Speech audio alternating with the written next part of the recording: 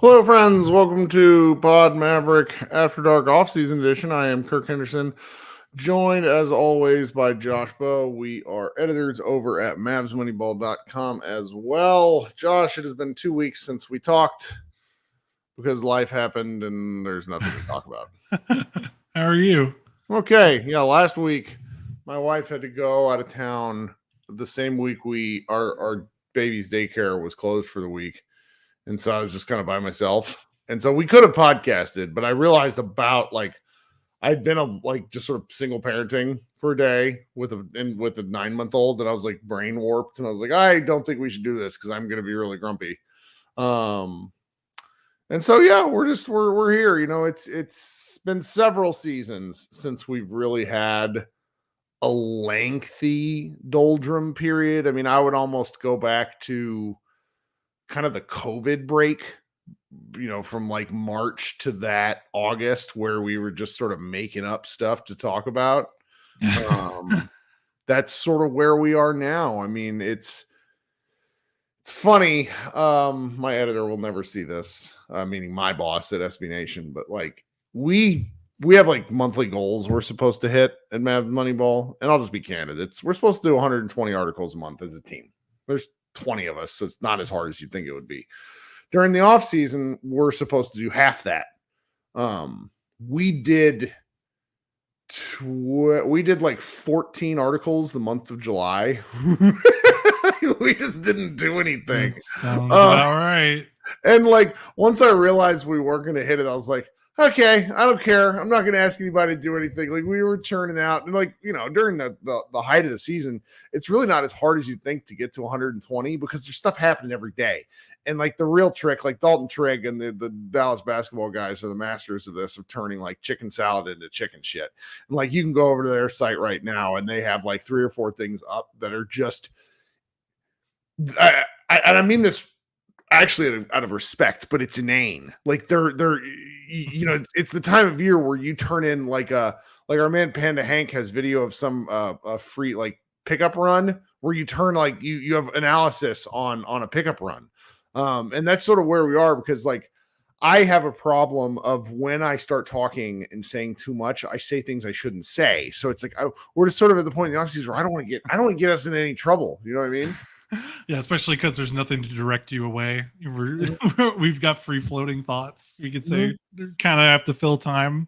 Well, yeah. I mean, I've had this article like beating around in my head, and like I think there are very few people who both frequent Mavs Moneyball and listen to the podcast. Like I'm sure there's some crossover, but people tend to get their news sort of one way. And like one of the things I've had sort of rattling around in my brain is kind of a diatribe about how I am just so pleased with everything that the Mavericks have done. I don't have anything else to say. Yeah, like well, they've done they just made the finals. They knocked it out of the park with their draft pick. Their free agency was I think everyone would universally agree it was a rousing success. Like I don't think they made a move, and I'm talking like consensus wise. I don't think they made a move this offseason that like had meant much detractors. No, I mean we were out. I think you and I are out on Dinwiddie just because of other options, right? But it doesn't matter. You know? But it doesn't matter. And then the arguments for Spencer Dinwiddie are actually quite good. I just happen to disagree with them. Like they're strong arguments. Like if you look at the replies to both in our comments on the video itself, and then the video that also gets posted as like an audio only podcast forums, like the YouTube podcast app. Lots of people are like, I really like Dinwiddie because of this, and they're all good reasons. So it's like if the firmest thing I have to say about the offseason is I disagree with their quote 15th signing, like who cares? Like they'll talk about a win of an offseason. You know what I mean? Yeah, like everyone's pretty excited about Klay. I mean, I definitely had some people in my mentions that were not fans of the Klay move, but that's like the fringe portion of the fan base. And even like there was like one guy in my mentions who I like interacting with. We talked back and forth, and he was like, "I don't want Klay, don't want Klay, don't want Klay. He's overrated, all this stuff." And then the deal happened, and like the money came out that he's like getting paid what $3 million more per season than Josh Green. And he came back and he's like, "Okay, I didn't want Klay, but like this isn't bad." I was like, "Yeah, like there's even for the haters, there's just not a lot to talk about. Like everyone likes Najee Marshall. That was a great move. Everyone loved the Tim Hardaway Jr. for Quentin Grimes trade. Like I actually do want to circle back. So I wrote like a 4 bullet point rundown, and I want to get to this a little bit later. I do want to circle back to the Klay thing, but that's you want to talk about it now while we're talking about it? Because okay. Yeah. You know, and I ended up Shams Charania of The Athletic and whatever other place he does TV for. He essentially, I'm just going to go pull up the aggregation that I wrote. He says, and this was last week, it's almost a week ago at this point. He was on a podcast. It's called the OG Show with Mike Miller and Udonis Haslam. And he said, quote, he will be the guaranteed starter there, meaning Klay Thompson. He's going to be guaranteed whatever it is, 28 to 30 plus minutes a night. I think it was very important for Klay playing the minutes that he wants to play. My immediate reaction to that was, well, sure. Like it's July. Let's talk about that all we want. And then, and I'm just going to be candid. Like, guys, I've followed Klay Thompson in the sense that I'm a basketball fan, but he don't really dip into the numbers. I don't really want to yet. And you look at what Klay's done since his 2 years away. He played 77 games last season, starting 63. And then the year before that, he played a ton of time and he's played a ton of minutes. So essentially what he's asking to do in basically at this point requiring the Mavericks to do is he's going to play a bunch, or he's been told he's going to play a bunch. And that's in par with what he was doing with Golden State. I mean, he wasn't in his sort of, I think some of you could look at like specific points in the season or specific games and he was getting pulled in ways that he didn't like. But at that point, in looking back, I think it's easier to say with hindsight, he had sort of made up his decision to get the hell out. Do you know what I mean? Yeah, like this isn't surprising because he wasn't leaving Golden State to then do what he didn't want to do in Golden State. Mm-hmm. Like that's part of why they fell out. The relationship kind of fell out was because he did not like how he was kind of yanked around the rotation, came off the bench, come off the bench, getting the questions after every single game of like, do you want to come off the bench, and having Kerr ask questions. And he was tired of that. So like he was not going to leave Golden State and then be a bench player. Like that was part of the reason he feels like he is still a high level starter. And I think everyone kind of knew that pursuing, like, anyone that had ideas that he would come off the bench like that, those were just fantasies. Like there was no way he was going to come off the bench. And if he has to at some point in the year, I think we owe it. I think we owe the benefit of the doubt to the Mavericks coaching staff, which includes, obviously Hall of Famer and Jason Kidd, and a number of other players and well-respected coaches. And Klay Thompson had been with Kerr pretty much his whole career outside of early on and there with Mark Jackson. Fresh voices can sometimes convince you something that's that you're not able to. You know what I mean? Yeah, that's true. So, and honestly, I really think we're kind of parsing minutes splitting hairs if we're talking about the difference between Klay playing 25 minutes and him playing 28 minutes. Like I really do. It cannot matter that much. And if it does, then we're talking about things like that because the Mavericks aren't winning. Right. Winning cures all. And then also, even when the Mavericks, had that bad season, boy, can't say last season anymore, 2 seasons ago, as bad as the team was, like they never, like the one thing you could say about Kidd, even if you are the biggest Jason Kidd hater in the entire world, the one thing you can't say about him is, he loses like he did not lose the Mavericks locker room at any point, despite that awful 38 win season where they had to tank at the end for the final 2 games. Like the locker room was still relatively in peace. Like there wasn't a bunch of chemistry issues. There's just the team was bad. The team was bad.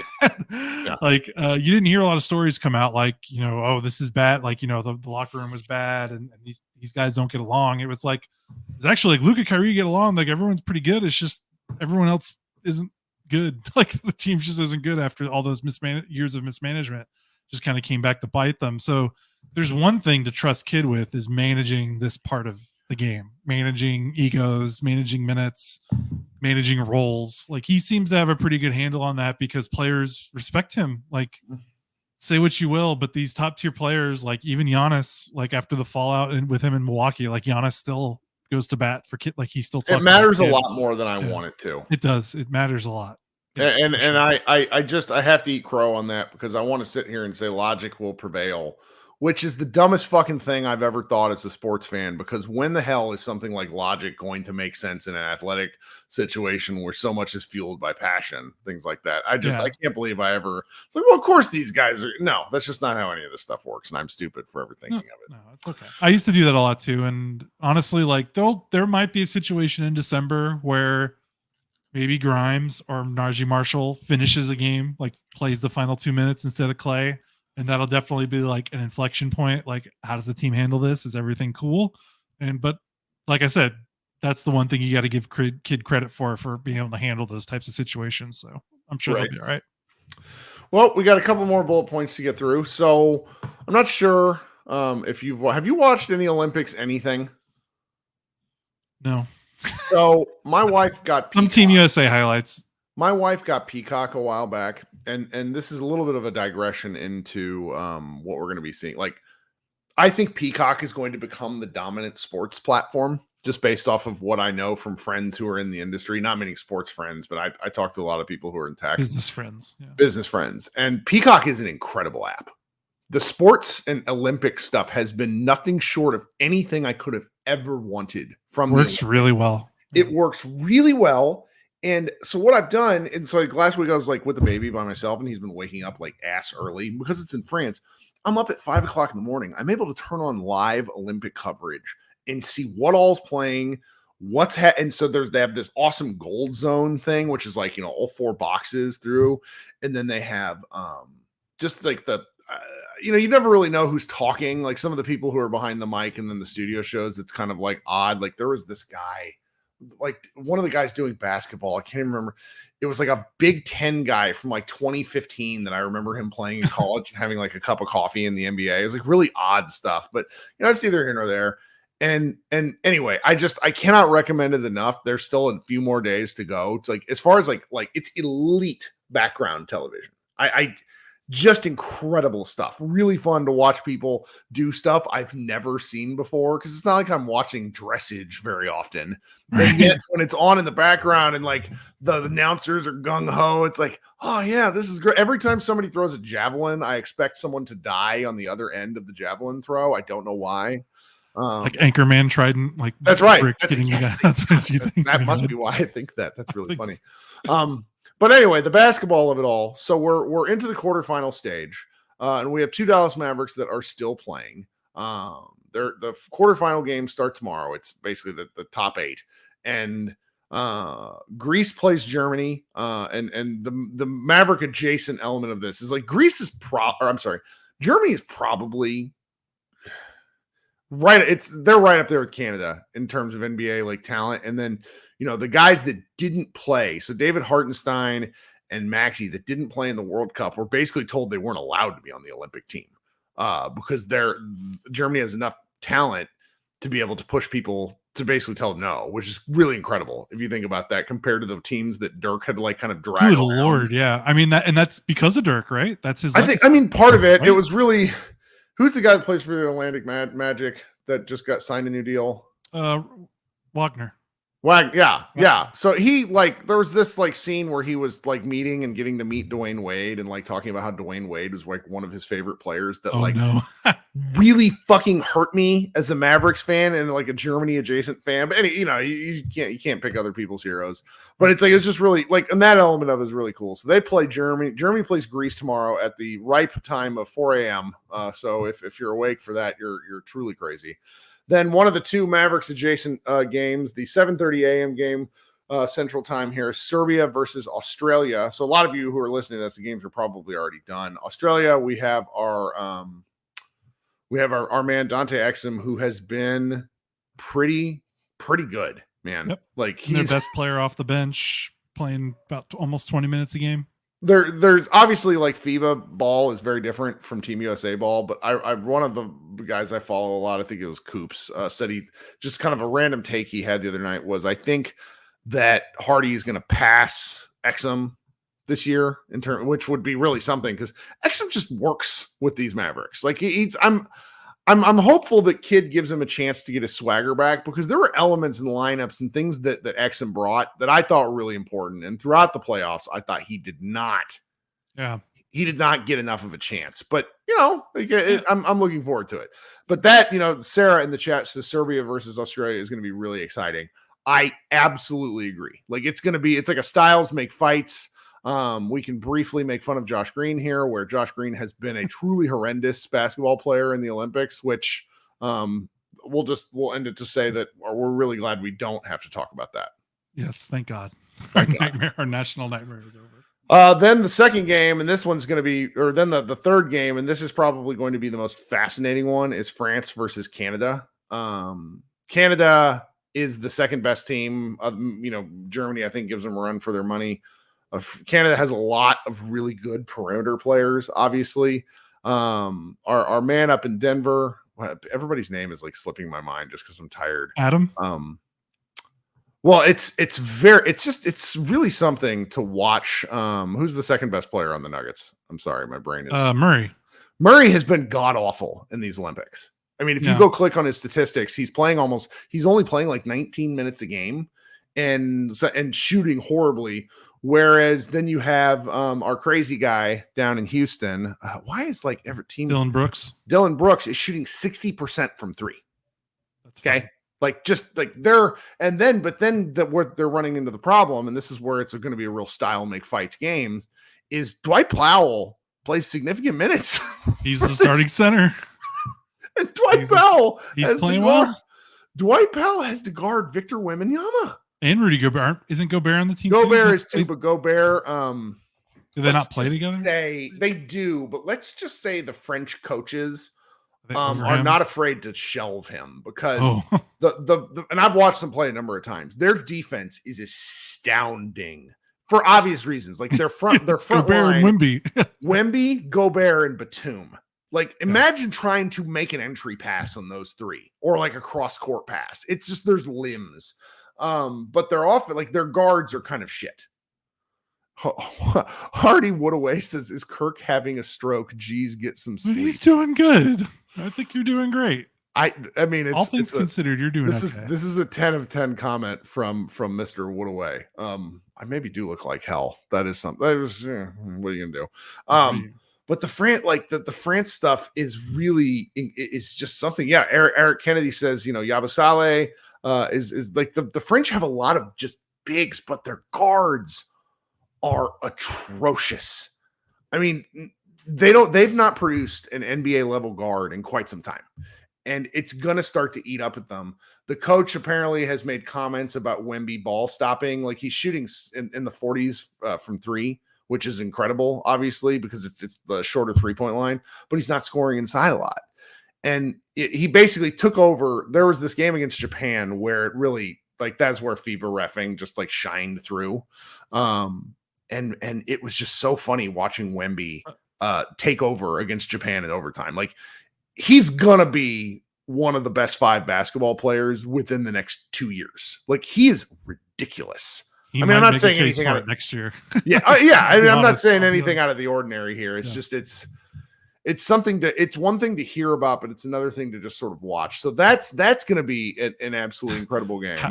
Powell versus Wemby and Gobert is really how many times like we need, like there's the wonderfully funny Twitter account. Like, did Dwight Powell get hit in the face? I don't remember if that, like, but that's the gist of it. It's a yes, no Twitter account. And it's like, there's going to be like many clips of Powell getting hit in the face. I know. He's been a winning player for them in the Olympics. It's really funny. Like I watched him 19-20 minutes doing his 3 for 3 from the floor. He scores 8 to 9 points.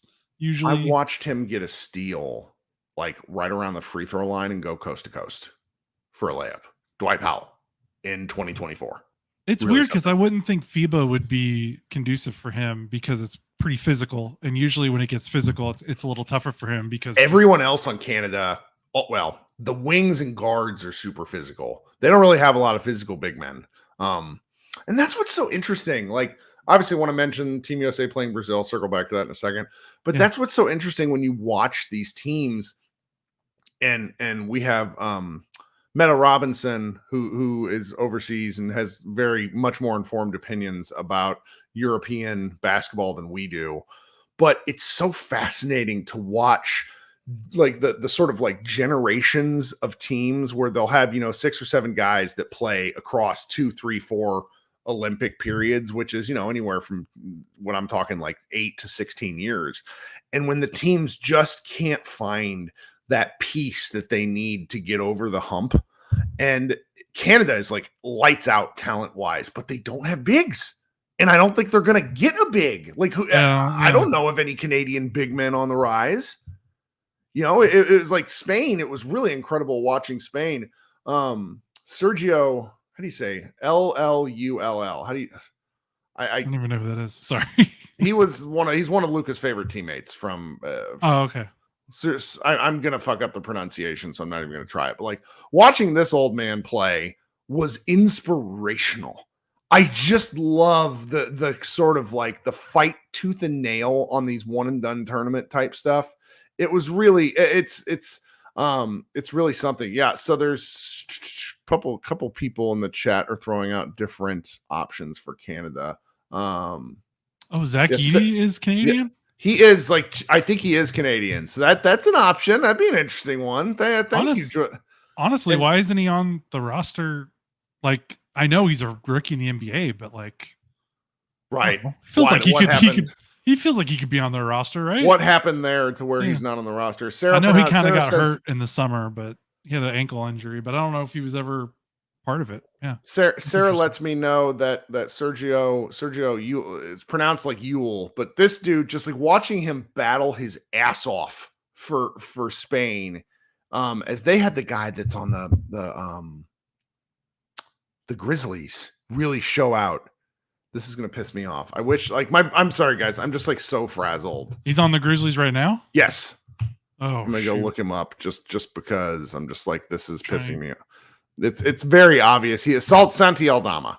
He was just outstanding. Like he's been incredible for Spain. Oh yeah. And it's just like you're watching all this stuff. I love international basketball. I'm going to be really fascinated to see like what happens next. Like the last game that's out there is obviously Team USA playing Brazil, where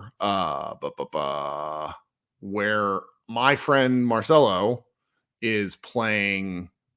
He's the oldest player in the Olympics at 41 years old, and they sort of backed into the quarterfinals. They won one game, they beat Japan, but it's like this is one of those things where the group play and the point differential resulted in it.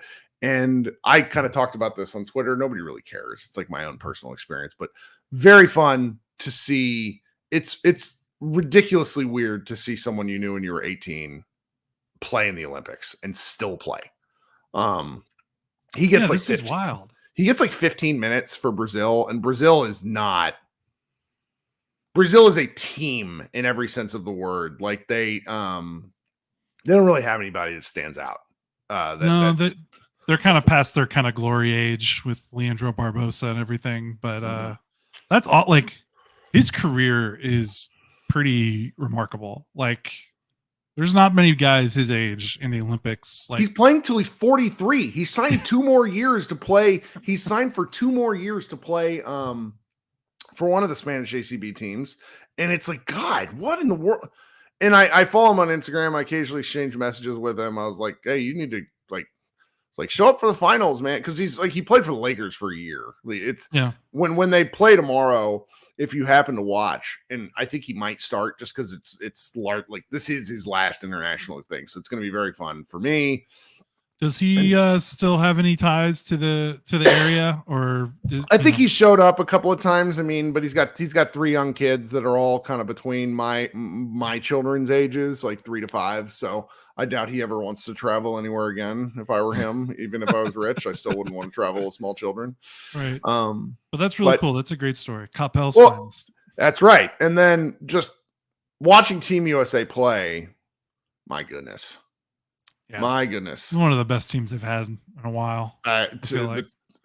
They were really talented, and every time they play, when they're talented, but there's lineups that you see where it's like, oh my God. And because they really don't use their best lineups all that much. Like Joel Embiid is playing for political reasons. That guy's Garbo, and I'm tired of watching him. But when they throw out like sort of a small, like just Davis and Bam and LeBron and Durant, you go AD, Steph, LeBron, and then you play, I don't know, Drew Holiday and Bam or Drew Holiday and AD, and like, oh my God. Like Durant just goes out there. Durant takes a lot of shit because he's weird and annoying and seems to kind of have some personal issues that make everybody crazy. But he is probably the best international basketball player we have ever had. Like, I think he'll probably play. There was a question in the chat earlier about who might play later. And I wouldn't be shocked if Durant is still playing when he's 40, which he might not be because, his injuries are catching up with him. But I wouldn't be shocked if he goes back and plays and gets like his fifth medal. Like, he's nuts. Yeah. And I know this is killing you seeing LeBron. No, see, it's not. Teasing you. I'm teasing I actually like giving it's nice to have a reason to root for LeBron. You know what I mean? Yeah, and you get a twofer because he's driving Bill Simmons nuts with the Jason Tatum stuff. So it's win-win. Which, I mean, that just so funny.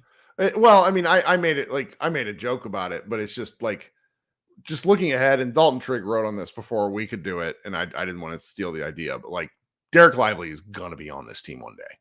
That's actually my takeaway from all this. He will be on he's going to be on the 2028. He and Chet should be the centers for the 2028 team because Anthony Davis is going to be old. You can make an argument for Bam Adebayo as well because Bam's pretty. Yeah, Bam almost works. Bam's not old. Yeah, he's not old. Oh, Bam, like that's what's been kind of incredible to watch because if you do get a chance to watch this tomorrow, they throw out Bam and AD, and that's not fair. It's over. It's over when those two play. And it's two guys who on NBA teams you watch them and like I'm just not a big Bam fan, but I also think that could be because of role. And so what is happening? Right. It's I don't know. I really love it. But yeah, they'll definitely be on it. I mean, that 2028 team is going to be really cool too. Cause I mean, Cooper Flag should probably be on it by then also. So it's gonna be hard. A lot of talent, man. The next 2 NBA drafts are supposed to be pretty stocked and loaded. So by the time we get to 2028, that's going to be very interesting. What's going to be interesting is like, because the way players are aging now, like in Durant, and hell, who knows what LeBron will still be doing, but like Steph and Durant and some of these guys that are like in their 30s, they might still be 2028. They might still want to be part of the team. I don't know, like because it's in Los Angeles. Yeah, so it's going to be interesting to see because there's a huge youth movement going through that I wonder how the old guard will handle it by 2028. Well, this is very ridiculous, silly stuff, but like they set up the 3-on-3 stuff to basically make it so that NBA players couldn't play. That was sort of the rules around it to where NBA players couldn't qualify. I wonder if they go through some rule changes to try to figure out a way to get NBA players to play because it's like you're watching this and it's very fun. I was shocked at how much I liked watching the 3-on-3 stuff because it's very fast. It just moves, and like it's like Joe Johnson and Jamal Murray are like salivating at not Jamal Murray, Jamal Crawford. It's like, oh, this is their kind of hoop, and it's just it's amazing to watch. And anyway, Team USA should cruise to the gold medal matchup with the line with who they're playing. But I still recommend watching all of it because what you're ending up watching, guys, is sort of like basketball as a peak of like the possible outcomes when these guys start humming. It's Eric in the chat says catch and shoot Olympic Durant is basketball Jesus type stuff. It really is. Like it's what he's like evolutionary Larry Bird playing basketball. It's really something. Yeah, and there's been so much discourse around the NBA All-Star game for what feels like the last 3 years about how like the this game, it doesn't matter. None of these guys try. You want to watch what it looks like when an all-star team, an NBA all-star team tries. Watch Team USA and watch, an all NBA team basically on the floor going balls out to try to win a game. And it can be pretty breathtaking to watch. Mm-hmm. And so from talking about the peak of Olympic level basketball to something that we're sort of this is a good jumping off point. Cause I just think it's something that's fun is like, one of I'm pretty sure it's Chris Haynes of TNT announced that the Mavericks are signing Jamarion Sharp.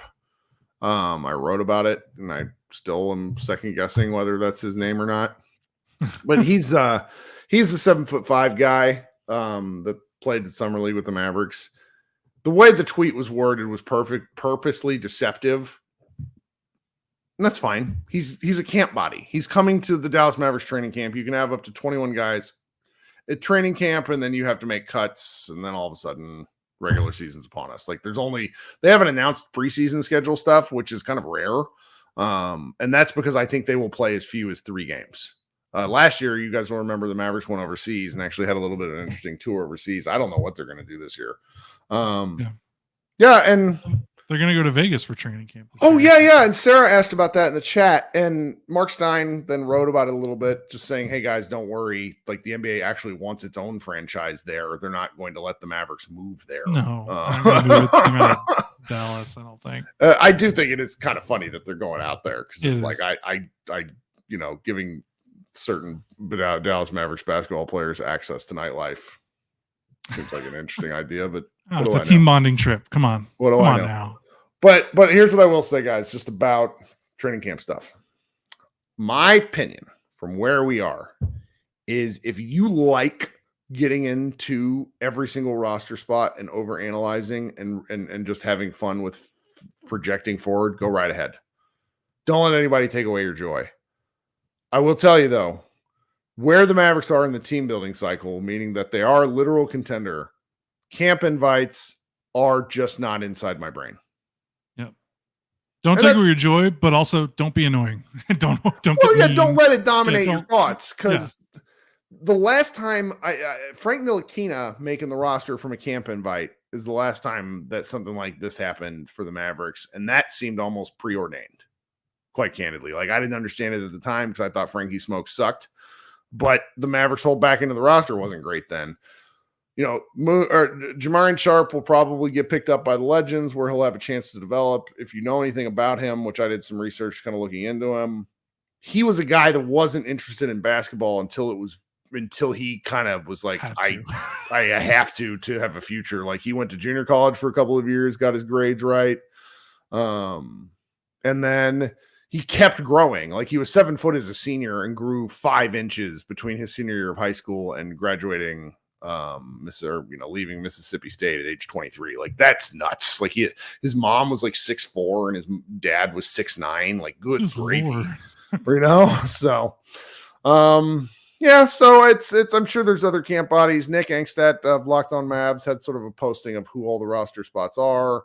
The one thing that I hadn't remembered was that they had changed somebody's 2-way contract.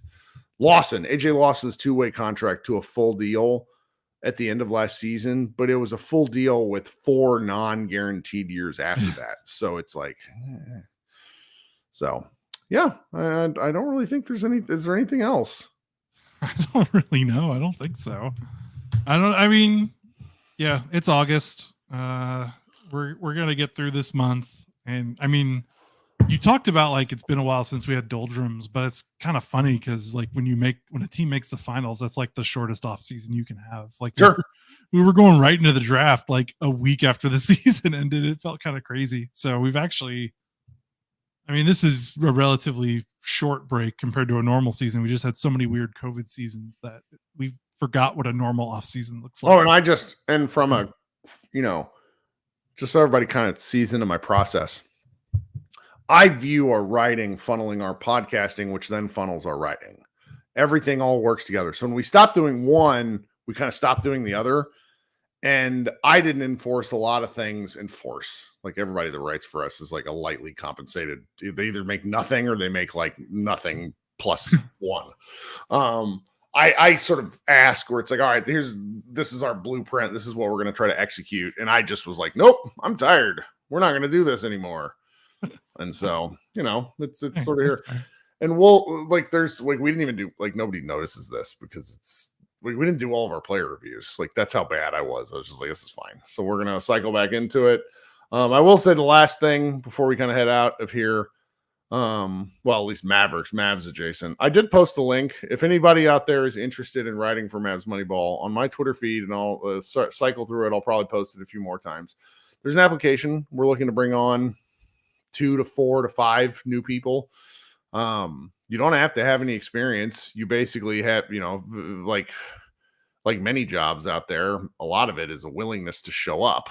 And that's what, Josh and I keep doing. Like it's hard to want. It's like the grind of an 82 game season can really make you reconsider if you like the sport or not. And that's sort of like we're a little bit of the Dallas Mavericks pirate ship of people where it's everybody.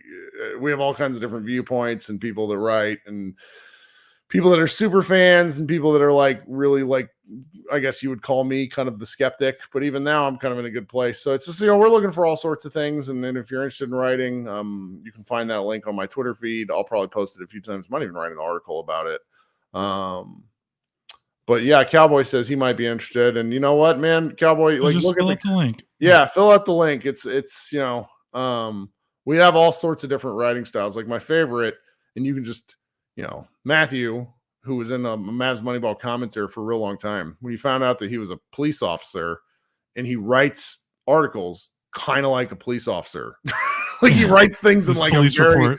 It's like not a lot of typos because he's got to make sure that shit's right. That's right. And so it's like it's very different from like our guy Jack, who wrote I jokingly suggested he should compare M. Night Shyamalan movies to Mavericks, and he turned in 1,800 words on that, which was really funny. So we're always looking for stuff for people, for ideas. It's what is it, gatekeep girl boss, join the Dallas Mavericks Mavs Moneyball. I don't know, we're just out here having a good time.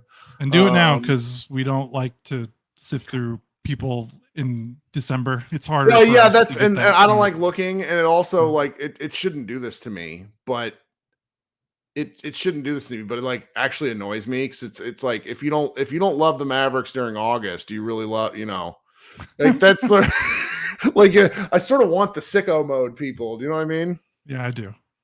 So that's the backbone of our post economy is the right. sicko people. Right. No, and it really is. It's always great when you find out what people it's we have one commenter, Joe Biden, you wouldn't believe what I do in real life. I promise people wouldn't believe what some of our guys do in real life too. It is really quite amazing. Ben Zadell is easily my favorite, where he is real life Ron Swanson. That is just outstanding. But is there anything else we need to catch up on? Have I been able to bully you into watching Andor yet? I don't know. I don't know what it's gonna. It's like no. It's like no, I haven't. I keep promising you, and it doesn't happen. And now I'm behind because there's that new Batman animated show from the looks good. creator. 10 episodes. Only 10 episodes though. I know. There's only how many episodes of Andor? There's only like 10 episodes of Andor, right? Right, but I could basically splice Andor where I'd say watch these 3 at once. I could basically split it into 4 movies. Okay. And you would be like, oh, okay, I can do that. Yeah, maybe. We'll see. I don't want to set goals for myself because I keep letting you down. That Batman show looks fun. I've read I listened to a review of it. Looks very exciting. Yeah. It's right up my alley. I mean, that's my childhood. I mean, holy crap. Oh, sure. Came home from school and watched Same that. thing. I would eat. Yeah. I would eat. Like I got super fat when I was in like the 5th grade. I would come home and watch cartoons and eat potato chips, and Batman the Animated Series was one of them. I hadn't watched it in a real long time. The pilot episode is scary as shit. Yeah. Like it's the one with Clayface. Yeah, before they got eyeballs on them, they got away with a little bit more, I think. And you read about the show, and like they essentially knew what standards to keep to where it was still allowed to be a children's show, to where they could imply a whole lot that just wasn't shown. And it's like, I can't believe my mom let me watch this. They were very smart about it, how they went about it. Well, All right. Well, I'm going to go downstairs and I don't know what my wife and I were watching. We were catching up on older episodes of Unsolved Mysteries, like it's the 1990s, but I couldn't help myself. I'd finished all the shows I'd wanted to watch for the summer. And then I look at like things where I was like, oh, I'd kind of like to get to this. And I'm like, you know what? I'm going to go to bed. yeah, I know. That's kind of been me too lately. It's just like I have 30 minutes to watch something, or I could just go to bed. That's 30 right. minutes of sleep, right? That's right. No, and like the That's stupid old man tiny brain. dog. Well, the stupid tiny dog, I love her to pieces. She's the one who keeps eating cicadas and throwing up, and she like wakes me up at like 3:30 in the morning, and I'm like, when does this puppy stage end? Like she's 2, so you'd think it'd be soon, but she's You're like, getting nope. close. Our puppy, who is now a fat older dog, it was about 2 when he started knocking that stuff out. Because I was right there with you, waking up at 4 a.m., sleeping on the couch with him because he was cry by himself. Like I feel like an insane person. Like I don't know. Puppies are hard. Puppies. I Hell say yeah. that you've said this. I think I've said it. Like puppies are harder than newborn babies. I didn't tell anybody what I did, so you just get to hear about this on the podcast. So I've been bullied by various moms of my son's friend group into coaching YMCA basketball. Okay. So like that went awfully. Like I did 2 teams. It was awful each time because it's just really hard. Like 8 and 9 years old where kids have been playing versus kids who've never played before. Like it's very hard to be like young man who's never dribbled the basketball before. It's going over your head. Like I don't want to be mean to an 8-year-old. Right. So it's just like, it's really, it's like we just get like waxed every game. Yeah, it's challenging. Then for one of my son is part of an AAU club called Ball FX. They're based out of Grapevine. I've enjoyed my time with them, but something happened where the coach just like wasn't able to come to the game and they didn't communicate it to us. So I'm at the game, like watching the kids show up, and I actually got to coach.